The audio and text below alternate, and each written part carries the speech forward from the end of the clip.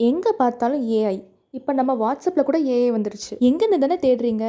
அந்த contacts add பண்ணுற plus சிம்பிளுக்கு மேலே ஒரு ஒயிட் பாக்ஸில் ஒரு ப்ளூ கலர் ரிங் படம் போட்டிருக்குல, அதுதான் அந்த மேட்டா ஏஐ. அதை கிளிக் பண்ணிங்கன்னா நீங்கள் ஏஐ கூட போயிடுவீங்க. ஒரு காலெட்டில் ஹைக் மெசேஞ்சரில் எப்படி நட்டாஷா எவ்வளோ ஃபேமஸாக இருந்துச்சோ அந்த மாதிரி தான் இப்போ வாட்ஸ்அப்பில் இந்த மீட்டா ஏஐ வந்திருக்கு. நீங்கள் இந்த மீட்டா ஏஐ கிட்ட என்ன வேணாலும் கேட்கலாம். இப்போ ஒரு வேளை உங்களுக்கு என்ன டாபிக் பேசணும்னு டவுட்டாக இருந்துச்சுன்னா அதில் கொடுத்துருக்க ஆப்ஷன்ஸை நீங்கள் லெஃப்ட் அண்ட் ரைட் ஸ்க்ரோல் பண்ணிங்கன்னா நீங்கள் எதுனாலும் சூஸ் பண்ணிக்கலாம். நான் இப்போ சும்மா எக்ஸாம்பிளுக்கு இந்த ஃபுட் தீம்டு பார்ட்டி இன்வைட்டை கிளிக் பண்ணுறேன். மீட்டா ஏஐ இதுக்கு பதில் சொல்லிடும். உங்களுக்கு பேசுறதுக்கு ஆள் இல்லைன்னா நீங்கள் இதுக்கிட்ட சும்மா கூட பேசி பார்க்கலாம். நான் இதுக்கு ஹை ஹவ் ஆர் யூன்னு அனுப்பியிருக்கேன். நீங்கள் அதை என்ன அனுப்பியிருக்குன்னு பாருங்கள். நம்ம என்ன மெசேஜ் பண்ணாலும் அது டக்குன்னு ரெஸ்பான்ஸ் பண்ணிவிடும். அதுவும் அடுத்த செகண்டே ரெஸ்பான்ஸ் பண்ணிடும். இப்போ நான் அடுத்தது எக்ஸாம்பிளுக்கு சும்மா பிரியாணி எப்படி செய்கிறதுன்னு கேட்குறேன். நான் அனுப்பின உடனே பிரியாணி ரெசிபி ஃபுல்லாக அனுப்பிடும். இந்த மாதிரி உங்களுக்கு என்ன தோணுதோ நீங்கள் அதெல்லாம் கேட்கலாம்.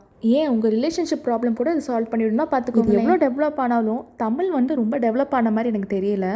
நம்ம தமிழில் பேசினாலும் அதுக்கு அவ்வளோ புரிய மாட்டேங்குது.